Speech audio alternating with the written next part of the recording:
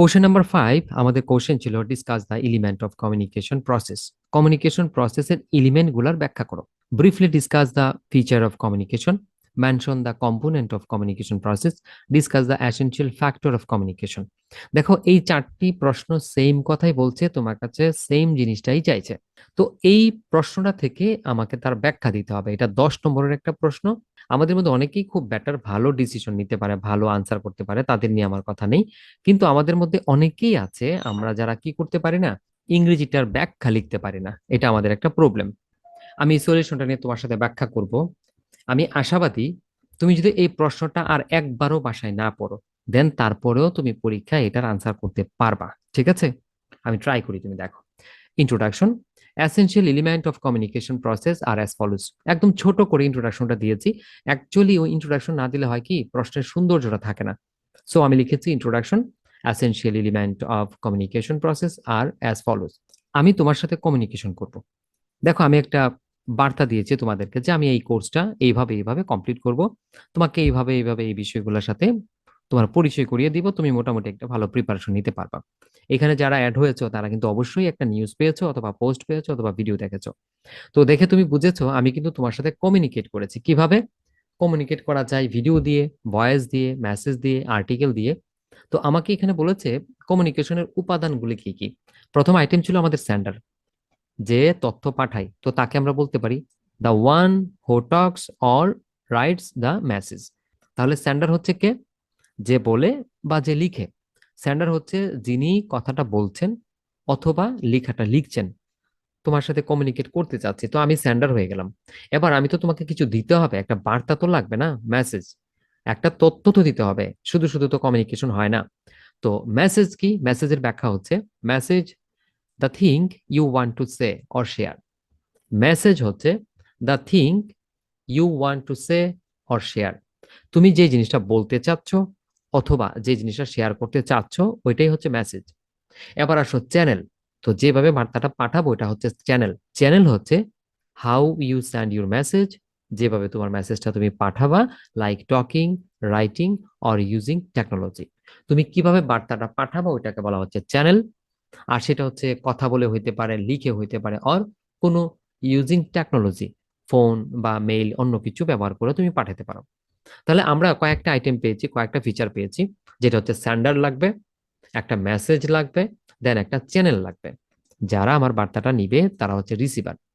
Receiver হচ্ছে the person who gate and understand the message.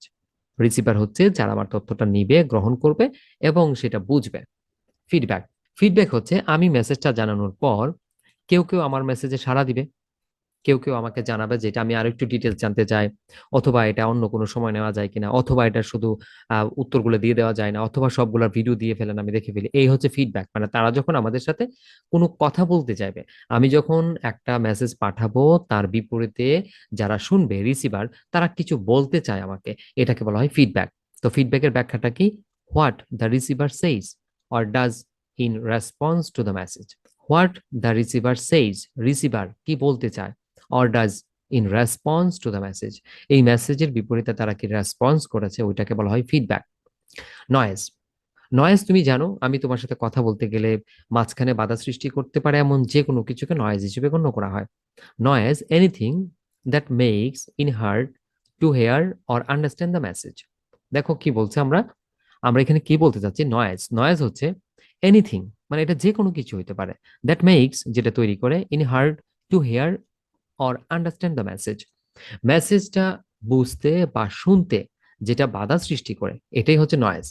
Noise আমরা কাকে বলছি? মেসেজটা শুনতে বা মেসেজটা বুঝতে যেটা আমাদের বাধা সৃষ্টি করে, ওটাকেই বলা হচ্ছে নয়েজ। এনকোডিং হচ্ছে putting your thought into word or symbol.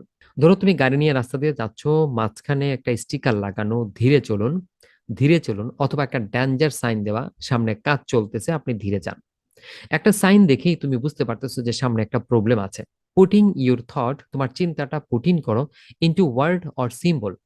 তুমি দেখো, তুমি যখন ফিলিং স্টেশনে যাও, তুমি যখন ফিলিং স্টেশনে যাও, একটা এরিয়াকে ওরা ক্রস দিয়ে রাখে, ডেঞ্জার সাইন, ক্রস সাইন দিয়ে রাখে। তো ওইটা দিয়ে তুমি বুঝতে পারো যে এই এলাকাটা বা এই সাইডটাতে যাওয়া বা এখানে থাকাটা নিরাপদ না।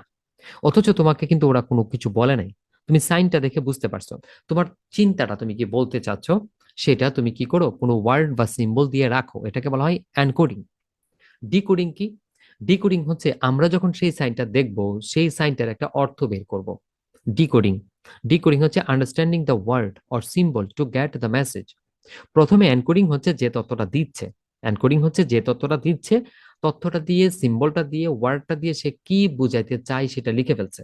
যার উদ্দেশ্যে তথ্যটা দেয়া হয়েছে সে এই সাইনটা দেখে কি বুঝলো। তো understanding the word or symbol to get the message, understanding the word or symbol to get the message. টাইমিংটা কমিউনিকেশনের জন্য একটা গুরুত্বপূর্ণ উপাদান। কমিউনিকেশন করার জন্য গুরুত্বপূর্ণ একটা উপাদান হচ্ছে টাইমিং। তোমাকে কলেজ থেকে নোটিশ করলো যে তোমাদের ফর্ম ফিল আপ চলছে অথবা ভর্তি চলছে অথবা ইন কোর্স পরীক্ষা, তুমি কি করবা, ঠিক টাইমে কিন্তু যোগাযোগ করবা। তো এখানে টাইমিং এর ব্যাখ্যাটা হবে হোয়েন ইউ কমিউনিকেট, কখন আমি যোগাযোগ করব, কখন তোমাকে যোগাযোগ করতে হবে, which can make a big difference. Timing, when you communicate, which can make a big difference. Clarity হচ্ছে স্পষ্ট হইতে হবে, একদম পরিষ্কার স্বচ্ছ হইতে হবে।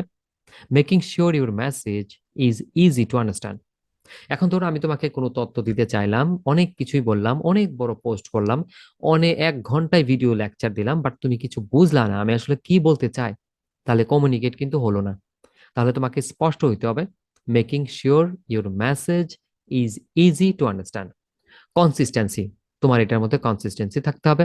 Making sure your word and action match, তোমার ওয়ার্ড এবং অ্যাকশন, তোমার শব্দ এবং কাজের জন্য মিল থাকে।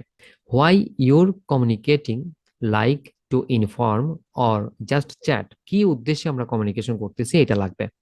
তো why you are communicating, like, inform or just chat, আমরা কখন যোগাযোগ করব, শুধু কি ইনফরমেশন শেয়ারের জন্য নাকি জাস্ট চ্যাটের জন্য।